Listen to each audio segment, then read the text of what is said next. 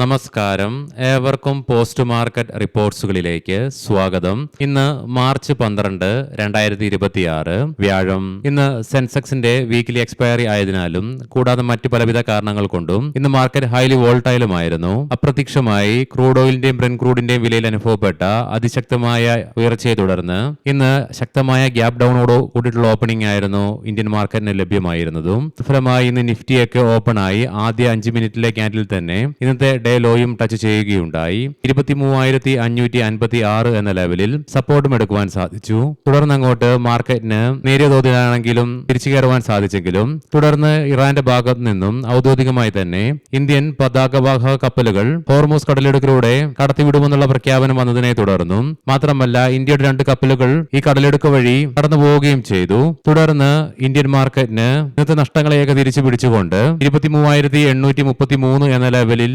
റെസിസ്റ്റൻസും നേരിടേണ്ടി വന്നു. എന്നാൽ ഈ നേട്ടം അധികം സമയം നിലനിർത്തുവാനുമായില്ല. വീണ്ടും മാർക്കറ്റിന് അതിശക്തമായ ഇടിവിലേക്ക് തന്നെ തിരിയേണ്ടതായിട്ടും വന്നു. തൽഫലമായി 227 പോയിന്റുകളുടെ നഷ്ടത്തോടുകൂടി 23,639 എന്ന ലെവലിൽ നിഫ്റ്റിക്ക് ഇന്ന് വ്യാപാരം അവസാനിപ്പിക്കേണ്ടി വന്നപ്പോൾ സെൻസെക്സിന്റെ വീക്കിലി എക്സ്പയറി 829 പോയിന്റുകളുടെ നഷ്ടത്തോടുകൂടി 76,000 എന്ന സൈക്കോളജിക്കൽ ലെവലിന് തൊട്ടു മുകളിലായിട്ട് വ്യാപാരം അവസാനിപ്പിക്കുവാനായപ്പോൾ ബാങ്ക് നിഫ്റ്റിക്കും 634 പോയിന്റുകളുടെ നഷ്ടത്തോടുകൂടി തന്നെ വ്യാപാരം അവസാനിപ്പിക്കേണ്ടതായിട്ടും വന്നു.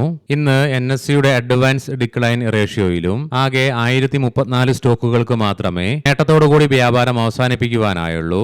അതേസമയം 1920 സ്റ്റോക്കുകൾക്ക് നഷ്ടത്തോടുകൂടിയും വ്യാപാരം അവസാനിപ്പിക്കേണ്ടതായിട്ടും വന്നു.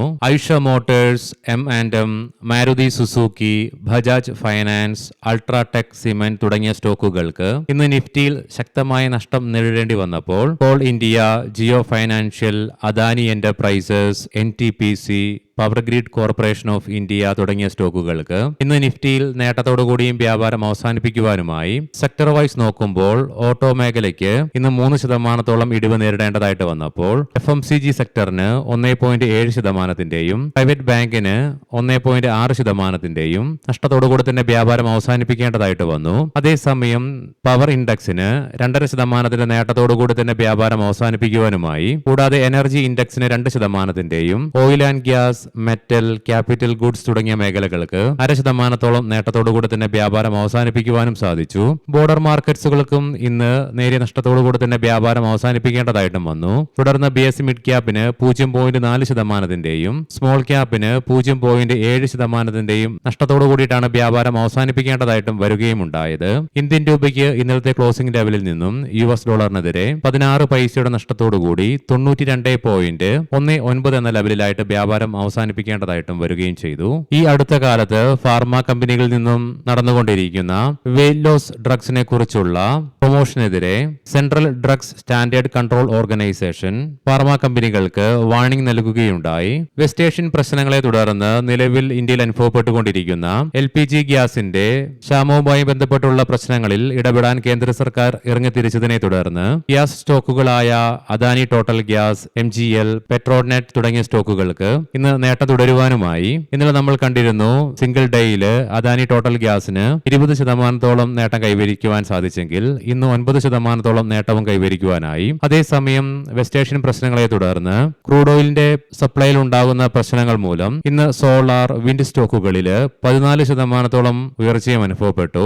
എന്നാൽ അതേസമയം നിലവിൽ നേരിട്ടുകൊണ്ടിരിക്കുന്ന ക്രൂഡ് ഓയിലിന്റെ പ്രശ്നങ്ങളെ തുടർന്ന് കോളിന്റെ ഡിമാൻഡിൽ പ്രതീക്ഷിക്കാത്ത വർധനവ് വരികയാണെങ്കിൽ അതിനെ നേരിടാൻ ഇന്ത്യൻ സർക്കാർ തയ്യാറാണെന്നും മാത്രമല്ല 210 മില്യൺ ടൺ കോളിന്റെ സംഭരണം ഇന്ത്യയുടെ കൈവശമുണ്ടെന്നും ഇത് 88 ദിവസത്തേക്ക് ആവശ്യമായിട്ടുള്ള ക്വാണ്ടിറ്റി ഉണ്ടെന്നുമുള്ള ഔദ്യോഗിക സ്ഥിരീകരണം ഇന്ത്യ ഗവൺമെന്റിന്റെ ഭാഗത്തു നിന്ന് വന്നതിനെ തുടർന്ന് ഇന്ന് കോൾ ഇന്ത്യയുടെ സ്റ്റോക്ക് പ്രൈസിൽ 5%-ലേറെ ഉയർച്ചയും അനുഭവപ്പെട്ടു. ഇനി നമുക്ക് ഇന്നും നമ്മുടെ മാർക്കറ്റിനെ ശക്തമായ നഷ്ടത്തോടുകൂടി തന്നെ വ്യാപാരം അവസാനിപ്പിക്കുവാൻ ഇടയാക്കിയ കാരണങ്ങൾ എന്തൊക്കെയാണെന്ന് വിശദമായി തന്നെ പരിശോധിക്കാം. ഇറാന്റെ ഭാഗത്ത് നിന്ന് വന്ന സ്ഥിരീകരണ പ്രകാരം അവരുടെ യുദ്ധവുമായി ബന്ധപ്പെട്ടുള്ള സ്ഫോടന വസ്തുക്കൾ നിറച്ച ബോട്ടുകൾ 2 ഇന്ധന എണ്ണ ടാങ്കറുകളിൽ ഇടിച്ചതായിട്ട് ഇറാഖി സുരക്ഷാ ഉദ്യോഗസ്ഥർ പറഞ്ഞതിനെ തുടർന്ന് ഇന്ന് ബ്രെന്റ് ക്രൂഡിന്റെ വില $100, അതേസമയം ക്രൂഡ് ഓയിലിന്റെ വില $96 അതിശക്തമായി തന്നെ മറികടക്കുകയുണ്ടായി. ഇതിനെ തുടർന്ന് ഇന്ന് ക്രൂഡ് ഓയിലിന്റെ വിലയിലുണ്ടായ ആശങ്ക തന്നെയാണ്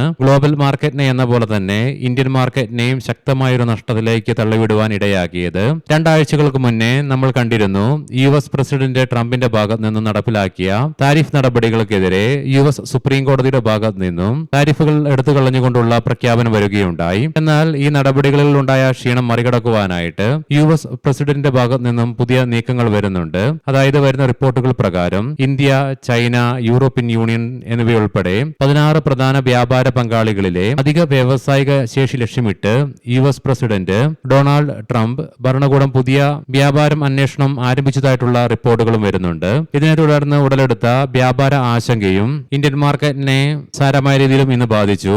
കൂടാതെ ഇന്നലെ 11% ഉയർച്ച രേഖപ്പെടുത്തിയ ഇന്ത്യ വിക്സിൽ ഇന്ന് ഇൻട്രാഡേ ബേസിസിൽ 6% ഉയർച്ചയും അനുഭവപ്പെട്ടു. പക്ഷേ ക്ലോസിംഗ് ബേസിസിൽ ആകെ 2.14% ഉയർച്ചയെ രേഖപ്പെടുത്തിയുള്ളെങ്കിലും ഇന്ന് ഒരു ഘട്ടത്തിൽ അതിശക്തമായ ഉയർച്ച രേഖപ്പെടുത്തിയ ഇന്ത്യ വിക്സും കൂടാതെ തുടർച്ചയായി ഇന്നും അമേരിക്കൻ ഡോളറിനെതിരെ ഇന്ത്യൻ രൂപയ്ക്ക് നേരിടേണ്ടി വന്ന ശക്തമായ ഇടിവും ഇന്നലെ വരെ തുടർച്ചയായി ഈ മാസത്തിലെ 7ാമത്തെ ട്രേഡിംഗ് സെഷനിലും വിദേശ ധനകാര്യ സ്ഥാപനങ്ങൾ നടത്തിയ അതിശക്തമായ സെല്ലിങ്ങും ഇതിനെല്ലാം പുറമെ ഇന്ന് യൂറോപ്യൻ, ഏഷ്യൻ മാർക്കറ്റ്സിൽ അനുഭവപ്പെട്ട വീക്ക്നെസിനെ തുടർന്ന് ഗ്ലോബൽ ക്യൂസ് നെഗറ്റീവായിട്ട് മാറിയതും ഇന്ത്യൻ മാർക്കറ്റിനെ സാരമായ രീതിയിൽ തന്നെ ബാധിക്കുകയും ചെയ്തു. ഈ പറഞ്ഞ കാരണങ്ങൾ കൊണ്ടൊക്കെയാണ് ഇന്ന് ഇന്ത്യൻ മാർക്കറ്റിന് നഷ്ടത്തോടുകൂടി തന്നെ വ്യാപാരം അവസാനിപ്പിക്കേണ്ടതായിട്ടും വരികയുണ്ടായത്.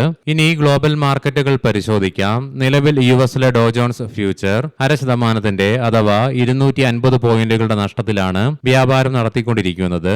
യൂറോപ്യൻ മാർക്കറ്റ്സിൽ UK മാർക്കറ്റ് 0.5%-നടുത്തും ജർമ്മൻ മാർക്കറ്റ് 0.25%-ലേറെയും അതേസമയം ഫ്രാൻസ് മാർക്കറ്റ് 0.5%-ലേറെയും നഷ്ടത്തിലാണ് വ്യാപാരം നടത്തിക്കൊണ്ടിരിക്കുന്നത്. ഇന്ന് ഏഷ്യൻ മാർക്കറ്റ്സിൽ ആകെ തായ്ലൻഡ് മാർക്കറ്റിന് മാത്രമേ നേട്ടത്തോടുകൂടി വ്യാപാരം അവസാനിപ്പിക്കുവാനായുള്ളൂ. തായ്ലൻഡ് മാർക്കറ്റിന് 1.5%-ലേറെ നേട്ടവും കൈവരിക്കുവാൻ സാധിച്ചു. അതേസമയം ഇന്ത്യ, ചൈന ഉൾപ്പെടെ ബാക്കി എല്ലാ ഏഷ്യൻ മാർക്കറ്റ്സിനും നഷ്ടത്തോടുകൂടി തന്നെ വ്യാപാരം അവസാനിപ്പിക്കേണ്ടതായിട്ടും വന്നു. കൊമോഡിറ്റിയിലേക്ക് വന്നു കഴിയുമ്പോൾ ബ്രെന്റ് ക്രൂഡിന്റെ വിലയിലും ക്രൂഡ് ഓയിലിന്റെയും വിലയിൽ രാവിലത്തെ വെച്ച് നോക്കുമ്പോൾ നേരിയ തോതിലുള്ള ഇടിവ് അനുഭവപ്പെടുന്നുണ്ട്. ആകെ 5% ഉയർച്ച മാത്രമേ ബ്രെന്റ് ക്രൂഡിന്റെയും ക്രൂഡ് ഓയിലിന്റെ വിലയിൽ നിലവിൽ അനുഭവപ്പെടുന്നുമുള്ളൂ. ബ്രെന്റ് ക്രൂഡിന്റെ വില $96.65 പെർ ബാരൽ എന്ന നിലയിലായിട്ടും ക്രൂഡ് ഓയിലിന്റെ വില $91.55 പെർ ബാരൽ എന്ന നിലയിലുമായിട്ടാണ് വ്യാപാരം നടത്തിക്കൊണ്ടിരിക്കുന്നതും. ഗോൾഡിന്റെ വില നേരെ ഉയർച്ച രേഖപ്പെടുത്തിക്കൊണ്ട് $5182.38 പെർ ഔൺസ് എന്ന നിലയിലായിട്ടാണ് വ്യാപാരം തുടർന്നുകൊണ്ടിരിക്കുന്നതും. അതേസമയം സിൽവറിന്റെ വിലയിൽ 2.25%-നടുത്ത് ഉയർച്ച അനുഭവപ്പെടുന്നുണ്ട്. $87.37 പെർ ഔൺസ് എന്ന നിലയിലായിട്ടാണ് സിൽവറിൽ വ്യാപാരം നടന്നുകൊണ്ടിരിക്കുന്നതും. ഇനി നമുക്ക് ഇന്നത്തെ പ്രധാനപ്പെട്ട സ്റ്റോക്കിംഗ് ന്യൂസുകൾ പരിശോധിക്കാം. മുൻകൂട്ടി ഓർമ്മിപ്പിച്ചുകൊള്ളട്ടെ, ഇത് ഒരു ബൈ ഓർ സെൽ റെക്കമെൻഡേഷൻ അല്ല. ഫെഡേഴ്സ് ഹോൾഡിംഗ്സ് റെഗുലേറ്ററി നിയമലംഘനങ്ങൾ നടത്തിയതിനെ തുടർന്ന് 4 ലക്ഷം രൂപ പിഴ സെബിയിൽ നിന്നും കമ്പനിക്ക് ലഭിച്ചു. വിക്രം സോളാർ കമ്പനിയുടെ അനുബന്ധ സ്ഥാപനമായ power hive Vion lithium ion ബാറ്ററികൾ പുറത്തിറക്കുകയുണ്ടായി. ഇതുവഴി ഈ മൊബിലിറ്റി, ഇൻവെർട്ടറുകൾ, ഹോം ബാക്കപ്പ് എന്നിവയാണ് കമ്പനി ലക്ഷ്യമിടുന്നതും. KNR കൺസ്ട്രക്ഷൻസ് തെലുങ്കാനയിലെ ഫ്ലൈ ഓവർ പദ്ധതിക്കായി 50.5 കോടി രൂപയുടെ ഓർഡർ കമ്പനിക്ക് ലഭിച്ചു. മൈദാൻ അലോയ്സ് ബാങ്ക് ഓഫ് ഇന്ത്യയിൽ 9.4 കോടി രൂപയ്ക്ക് 0.01% ഓഹരികൾ സ്വന്തമാക്കുകയുണ്ടായി. Enviro infra engineers Bihar urban infrastructure development കോർപ്പറേഷനിൽ നിന്ന് സീവറേജ് പദ്ധതിക്കായി 411 കോടി രൂപയുടെ ഓർഡർ കമ്പനിക്ക് ലഭിച്ചു. Indian railway finance corporation funding വൈവിധ്യവൽക്കരണം കൂടുതൽ ആഴത്തിലാക്കുന്നതിനായി തായ്വാനിലും ഹോങ്കോങ്ങിലും external commercial borrowing road show കമ്പനി നടത്തുന്നു എന്നുള്ള റിപ്പോർട്ട്സ് വരുന്നുണ്ട്. ആർതി ഇൻഡസ്ട്രീസ് ആഗോള കാർഷിക രാസ കമ്പനിയുമായി $150 മില്യൺ മൾട്ടി ഇയർ സപ്ലൈ കരാറിൽ കമ്പനി ഒപ്പുവെച്ചു. ഈ കരാറിന്റെ കാലാവധി 2030 മാർച്ച് വരെയായിരിക്കും. ഏവർക്കും ശുഭരാത്രി നേരുന്നു. നാളെ രാവിലെ പ്രീ മാർക്കറ്റ് റിപ്പോർട്ട്സുമായി കണ്ടുമുട്ടാം. നന്ദി, നമസ്കാരം.